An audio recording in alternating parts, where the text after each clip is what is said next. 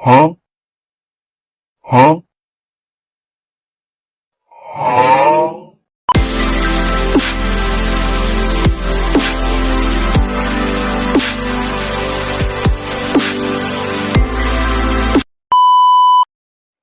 Bismillahirrahmanirrahim. Assalamualaikum warahmatullahi wabarakatuh. Kembali lagi di video saya. Saya akan menjelaskan sedikit materi dari kelompok 6, yaitu penempatan pegawai.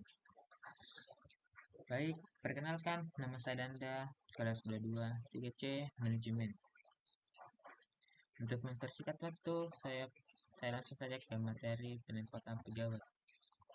Gimana pengertian penempatan pegawai? Penempatan pegawai merupakan aktivitas pemberian tugas maupun jabatan baru pada seorang pegawai dalam rangka untuk menempatkan pegawai pada posisi kerja yang sesuai. Tujuan dilakukan penempatan pegawai: yang pertama, memperkenalkan struktur organisasi serta tata kerja. Yang kedua, menyampaikan bentuk kebijakan organisasi dan praktik pelaksanaan program yang strategis. Yang ketiga, penyampaian informasi yang benefits dan service. Yang keempat, pendaftaran program benefit. Yang kelima, memperkenalkan bentuk dokumen kepegawaian. Yang keenam, menyampaikan informasi tentang visi misi organisasi. Yang ketujuh, penetapan harapan atau tujuan pegawai. Yang kedelapan, saling memperkenalkan rekan-rekan kerja. Yang kesembilan, pengenalan fasilitas kerja dalam lingkungan organisasi. Yang kesepuluh, memperkenalkan bentuk tugas-tugas atau pekerjaan. Masalah dalam penempatan pegawai.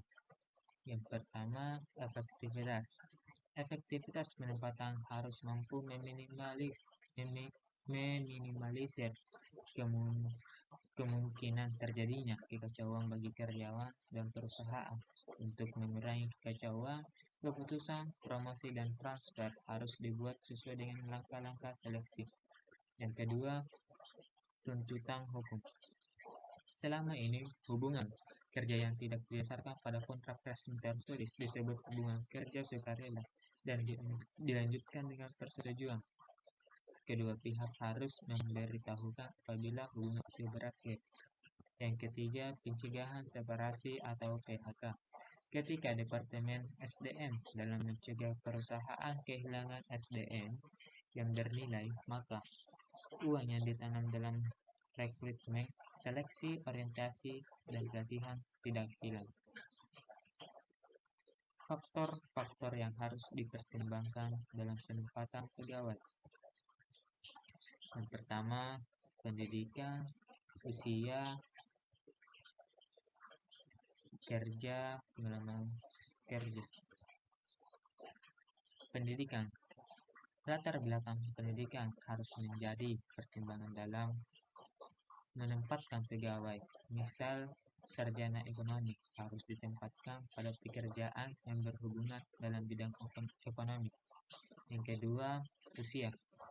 Penempatan pegawai berdasarkan usia perlu dilakukan untuk menghindari rendahnya produktivitas yang dihasilkan oleh karyawan yang bersangkutan.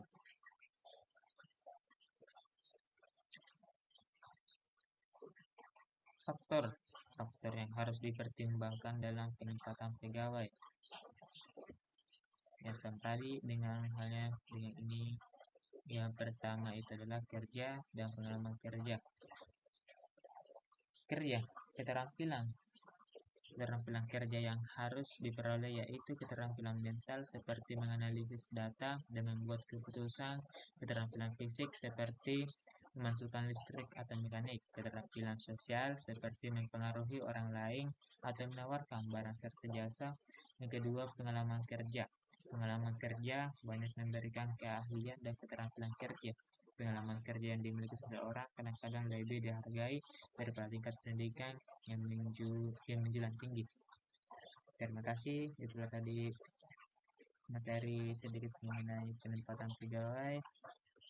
Jika ada kesalahan kata atau pengucapan kata, mohon dimaklumi. dan mohon dimaafkan. Sekian dari saya. Wabillahi taufiq wal hidayah. Assalamualaikum warahmatullahi wabarakatuh.